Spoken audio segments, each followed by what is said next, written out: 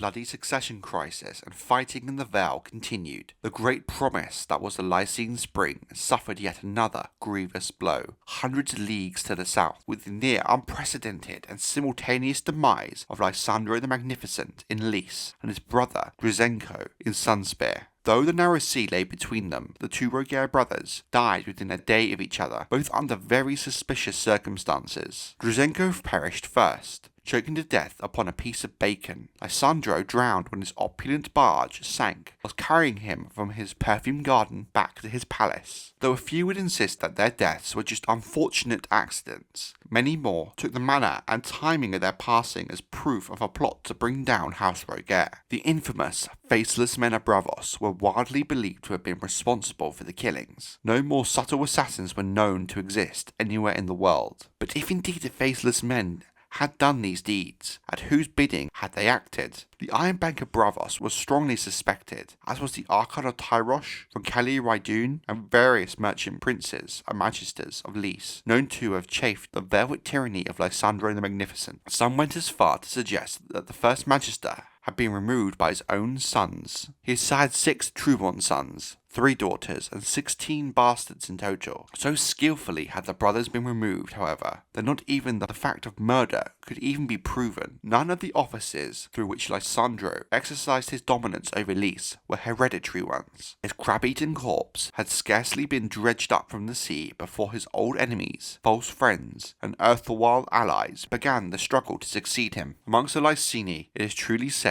wars are fought with plots and poisons, rather than with armies. For the rest of that bloody year, the magisters and merchant princes of Lys performed a deadly dance, rising and falling almost fortnightly. Often as not, their falls were fatal. Hain was poisoned with his wife, his mistress, his daughters. His siblings and supporters were also attending the feast he held to celebrate his elevation to First Magister. Silvaro Penderis was stabbed through the eye leaving the Temple of Trade, whilst his brother Penero was garroted in a pillow house as a servant girl pleasured him. The Gonvaloneri, Morero de Garon, was slain by his own elite guard. Methento Orthurus, fervent worshipper of the goddess Pantera, was mauled and partly devoured by his own prize Shadowcat when its cage was undoubtedly left open one night. Though Lysandro's children could not inherit his offices, his palace went to his daughter, Lysaura, his ships to his son, Dranko, his pillar house to his son, Fredo, his library to his daughter, Mara. All of his offspring partook of some of his wealth, represented by the Rogare Bank. Even his bastards received shares, albeit fewer than those allotted to his true-born sons and daughters. Effective control of the bank, however,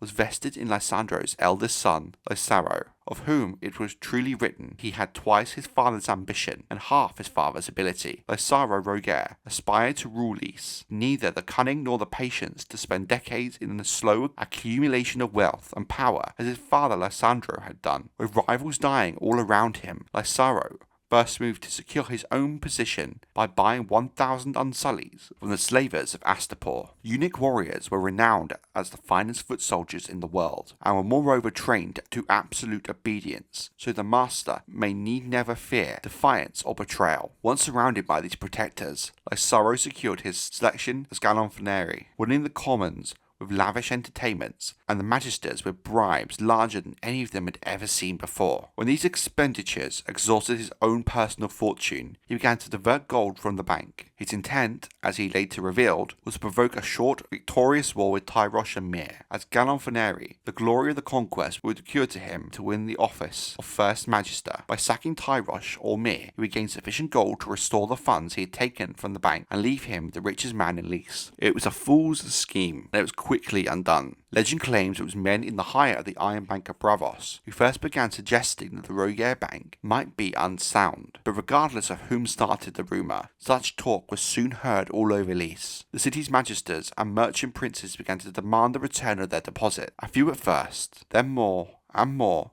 until the river of gold pouring from Lysaro's vault, a river soon enough ran dry. By that time Lysaro himself was gone. Faced with ruin, he fled Lys in the dead of night, with 3 bed slaves, 6 servants, and 100 of his Unsullied. abandoning his wife, his daughters, and his palace. Understandably alarmed, the city's magisters moved at once to seize the Rogare Bank, only to discover that naught remained but a hollow shell. The death of Lysandrio and Drazenko, the power struggle in Lys, and the actions of Lysaro, and the downfall of the Rogare Bank was the first few dominoes to fall in what would become the downfall of House Rogare, whose demise was almost as sudden and quick as their rise.